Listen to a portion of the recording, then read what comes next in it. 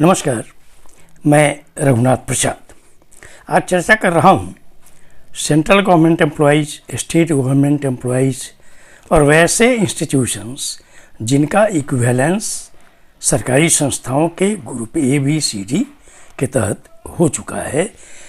वैसे उनके एम्प्लॉय के जब वो रिटायर करते हैं और उन्हें पेंशन मिलता है तो उनके बच्चों को OBC नॉन क्रिमिनल का लाभ मिलने में क्या पेंशन काउंट किया जाएगा अदर सोर्सेस ऑफ इनकम का। मैं इस संबंध में सबसे पहले ये कन्फ्यूजन दूर कर दूं कि बाद बाकी मैं पढ़ कर बतलाऊँगा, लेकिन इतना मैं कह देता हूँ कि 8/9/1993 को जो DOPT ने अपना ऑफिस मेमोरेंडम 36/12 निकाला, उसके साथ जो संलग्न शेड्यूल है, उस शेड्यूल का जब आप देखेंगे कॉन्स्टिट्यूशनल पोस्ट, सर्विस सेक्टर्स में भी 3 कैटेगरी, ए में है ग्रुप A सर्विसेज, 2 में है रोमन 2 में बी में 2 का बी ग्रुप B सर्विसेज और C में है पब्लिक सेक्टर एंटरप्राइजेज, जिसमें प्राइवेट सेक्टर और अन्य सभी संस्थाएं जो अंडरटेकिंग्स हैं, यूनिवर्सिटी वगैरह भी। और उसके बाद आता है आर्म फोर्सेस का, उसके बाद है एग्रीकल्चर होल्डिंग का, और उसके बाद है प्रोफेशनल्स, और उसके बाद प्लांटेशन वगैरह का। उसका जो शेड्यूल 6 है वो कहता है कि ऊपर वाला जो भी है, जैसे कॉन्स्टिट्यूशनल पोस्ट है, सर्विस सेक्टर्स है, जिनका जो इक्विवेलेंस वाला इशू है, वैसे मामलों में कि salary and agriculture income can not be clubbed.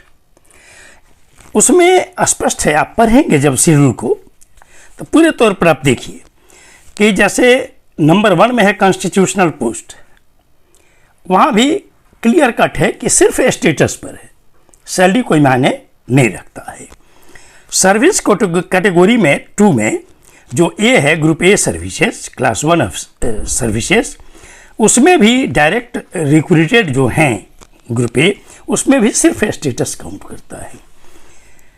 जो रोमन 2 का B है वो class 2 services group B services के लिए है, उसमें भी सिर्फ स्टेटस काउंट करेगा डायरेक्टली रिक्रूटेड ऑफिसर्स के लिए।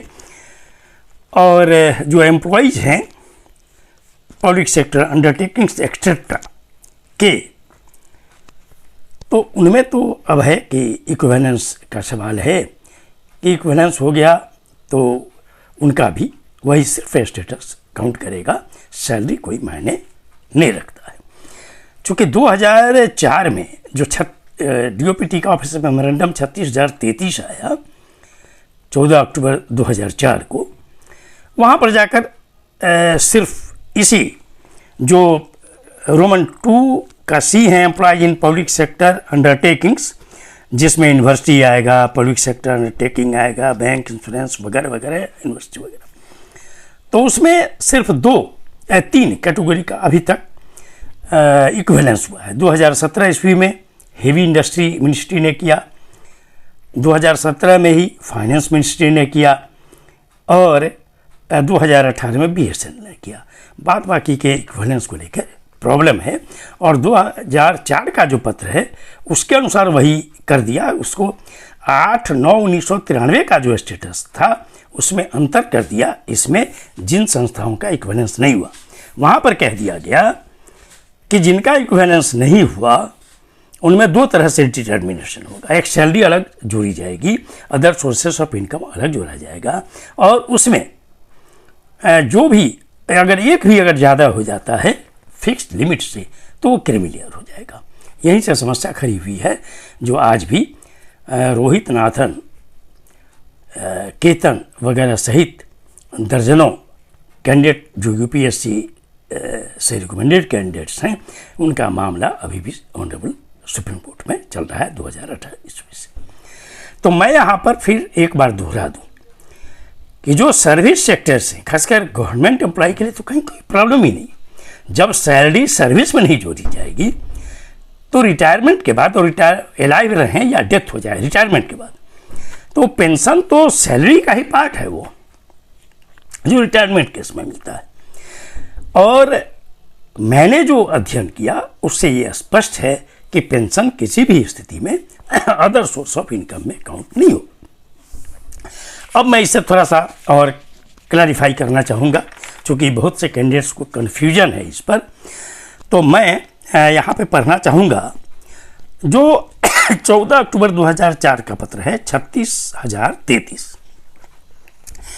उसमें देखिए एक क्वेरी है, पारा 4 का Roman 4, will the sons and daughters of parents who retire from the service on the basis of which their sons, daughters fall in creamy layer continue to fall in creamy layer after retirement of the parents।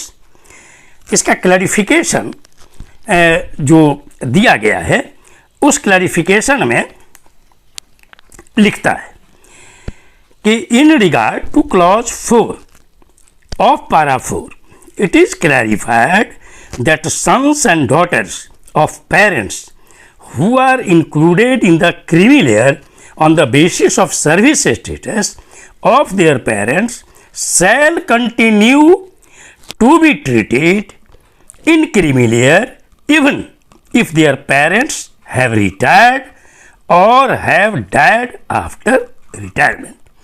इसका मतलब यह हुआ कि जो service में status है उनका रहते हुए, वही आफ्टर रिटायरमेंट, एलाइव और डेथ में भी वही कंटिन्यू करेगा।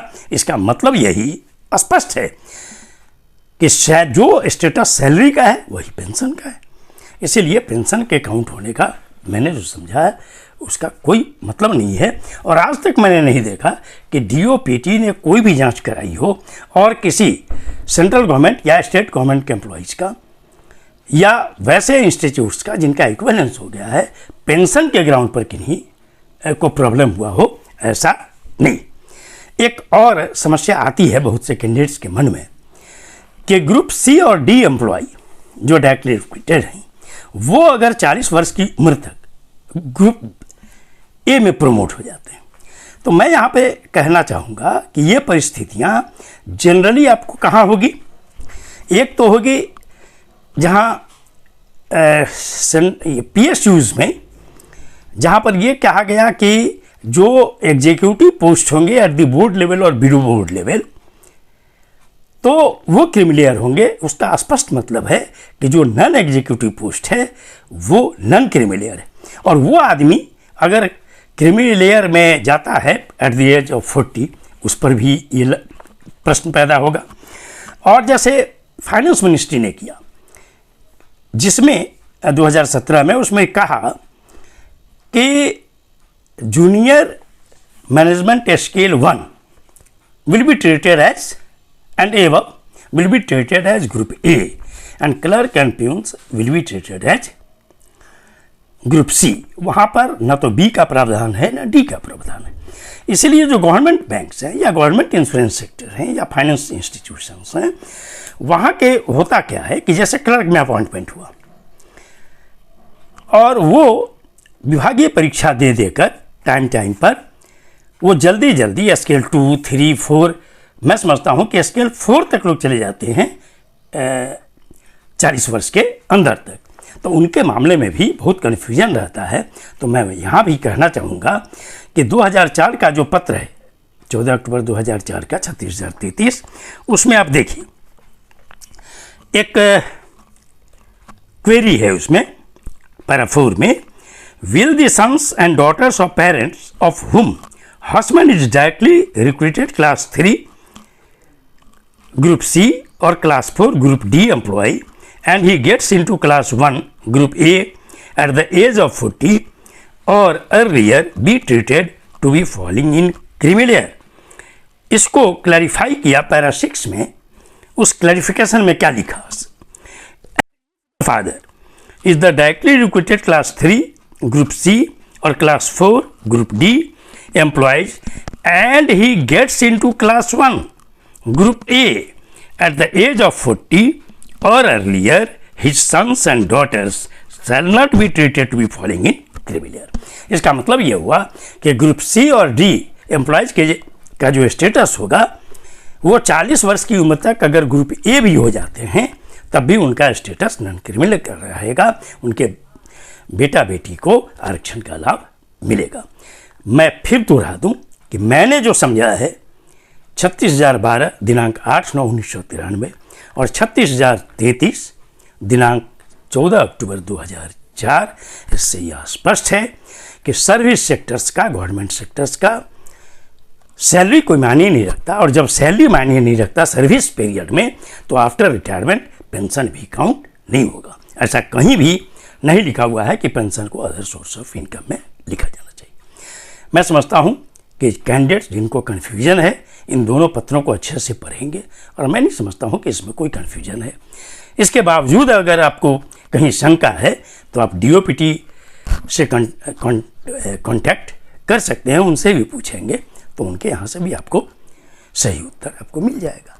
ये वीडियो आपको अच्छा लगा हो तो निश्चित तौर पर लाइक करें, शेयर करें। अब तक मेरे चैनल को आपने सब्सक्राइब नहीं किया, सब्सक्राइब करें, बेल आइकन को टच करें ताकि मेरे हर आने वाले वीडियो का नोटिफिकेशन आपको तुरंत मिल जाए। आप सभी लोगों के लिए शुभकामनाएं। धन्यवाद। जय।